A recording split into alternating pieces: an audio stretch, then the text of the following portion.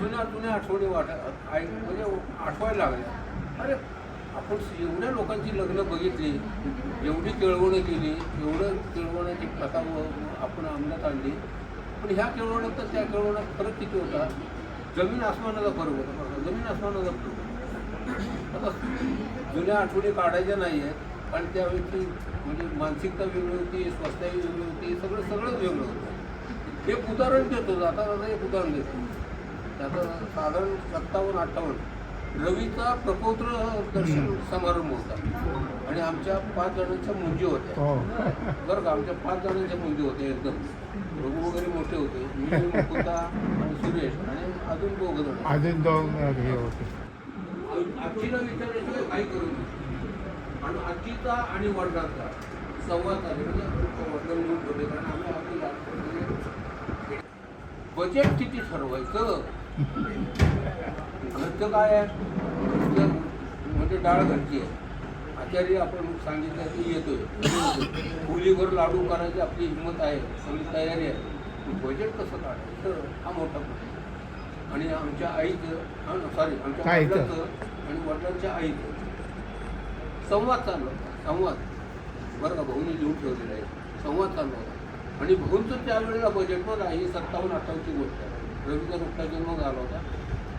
रवीचा 7 डिसेंबर 55चा जन्म आणि साधारण 56-57 गोष्ट आहे. मग आमच्या वडिलांनी एक सांगितलं 500 रुपये आहेत म्हणजे 500 रुपयात सगळं बसवायचं. सगळ्यांना आश्चर्य वाटलं, 500 रुपये कसं बसवायचं. मग आमच्या आजी त्याला म्हणाली, अरे तू प्रपुत्र दर्शनाला घ्यायला लागले, सोनं कसं आहे माहिती आहे का तुला? 58 रुपये 13 पैसे सोनं आहे. 2 तोळ्याचं तरी कमीत कमी फुल पाहिजेलं आहे. ती भाऊनी लिहून ठेवली आहे. रवीचं प्रपौत्र दर्शन होतं आमच्या मुलीच्या वेळेस होतं. तर आमची ताई म्हणाली, आम्ही तिला ताई म्हणत होतो आमच्या आजीला. ताई म्हणजे कमीत कमी 700 रुपये तरी लागतो. म्हणजे त्या लोकांचे अंदाज झाला बघा, 700 रुपये लागतो. आणि भाऊनी नंतर लिहून ठेवले, विश्वाच्या मुंजीचा खर्च टोटल 749 रुपये झाला.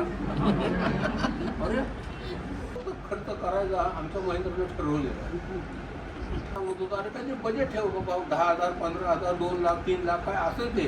आपली कुवत किती आहे आणि आपण खर्च किती करणार आहे ते पहिल्यांदा ठरवायला पाहिजे. त्याप्रमाणे लोकांना बोलवायचं आहे, किती प्रमाणात करायचं, कसं करायचं, काय करायचं. आता हा देखील 800 रुपये थाळी म्हणजे मी उडावलं देतो, अक्षरशः उडवलं. कोण जेवतं का 800 रुपये? पण आत्ताची जमानात आहे तो 800 रुपये आहे तर. आणि मग मी विचार करायला लावला, अरे किती फरक पडलेला आता प्रणवचं लग्न आहे, आपण सगळेजण त्या उपस्थित राहणार माणूस नाही. आणि दुसरी गोष्ट कुठली होती, पैशाने किंमत होती. आता पैशाने किंमत नाही, जास्त किंमत नाही, कारण भरवसा मिळायला लागतो. मूल्य नावाची एक गोष्ट मी परवा आपलं मूल्य कशाचं मूल्य? आई बापाच्या प्रेमाचं मूल्य कधीही करता येत नाही. तुम्ही जेवणाचे पैसे द्याल, घोड्यांचे पैसे द्याल, ट्रान्सपोर्टचे पैसे द्याल, सगळं द्याल, ते तुम्ही पैशात देत असता. पण आईबापाचं किंवा देवाचं मूल्य कधीही करता येत नाही. कशा करता जेवी जाते दरवेळेला जाण्याला काहीतरी मानसिक समाधान कशा करता? अण्णाचं स्मरण म्हणून, म्हणजे त्याला सांगतो मैत्रिणी मी सांगितलं बरोबर, अण्णाचं स्मरण म्हणून कोराळवेशीच्या मारुतीला फक्त सूर्योदयाच्या वेळेला नारळ फोडायला कशा करता जायचे? त्याच्या मागं आपल्या भावना आहे. या भावना आपणच टिकवून ठेवायचं, त्याला मूल्य बघ नाही. आमच्या वेळेला असं होतं ना, आम्ही असं केलं तसं केलं, अजिबात कुणी काही करू नका. आनंदात सगळं व्हायला पाहिजे.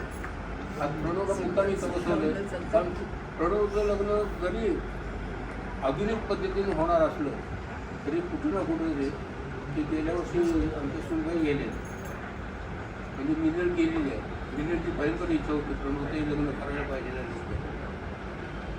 तिची आजी नुकती गेलेली आहे. ह्या पार्श्वभूमीवर प्रणवचं जरी लग्न होत असलं तरी लग्न करावं लागेल, कारण आता करायचं आहे. आता तुम्ही 1 तारखेला समजा येणारच आहे, त्यावेळेला आपल्याला ह्या गोष्टी मात्र सांभाळायची. कुठल्या? प्रणवचं लग्न थाटात करायचं आहे. कुणी कुणाची कुठलीही उडी काढायची नाही, ते नाही आहे ते नाही आहे, ह्यालाच लगीन घाई म्हणत असतात. लग्नात शेवटपर्यंत काही ना काहीतरी गोष्टी विसरलेल्या असतात. कुणाचा मानपान राहिलेला असतो, कुणाचं हे राहिलेलं असल्या अजिबात गोष्टी मनात आणायच्या नाहीत. आहे ते उत्तम आहे, सगळं चांगलं आहे आणि हे चांगलं तर त्याचा जास्तीत जास्त आपण आनंद घेऊया. प्रणवला आपण शुभेच्छा देणार आहोत, कारण प्रणव आता लहान पण त्यावेळेला एक गोष्ट आहे, प्रणववर हळूहळू जबाबदारी येणार आहे आणि ती जबाबदारी मी एवढंच बोलणार आहे, आता प्रणवचं आपण औक्षण करूया. Yes. घरचा आहेर वा, वा, पण वा. ज्यांचा द्यायचा आहे त्यांना हे करू. जयूने सगळं साहित्य घरचा आणलेलं आहे तू आहे कर. आणि त्याच्यानंतर आपण जेवण करूया. ओके. घरचा एक द्यायला चांगली गोष्ट आहे. प्रणव औक्षण तुपी आणले का?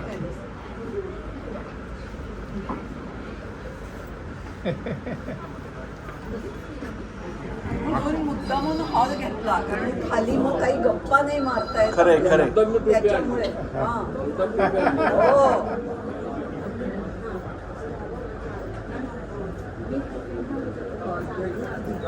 नंबर बघून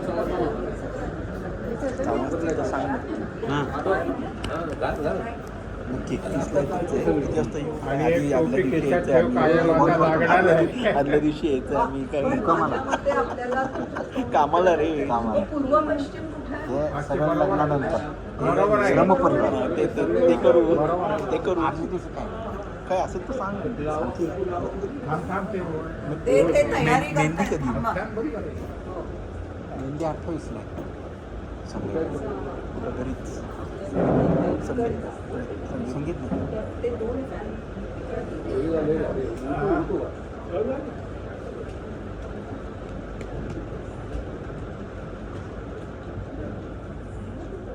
तिकडं बघ आमच्याकडे नको रवी, तुझी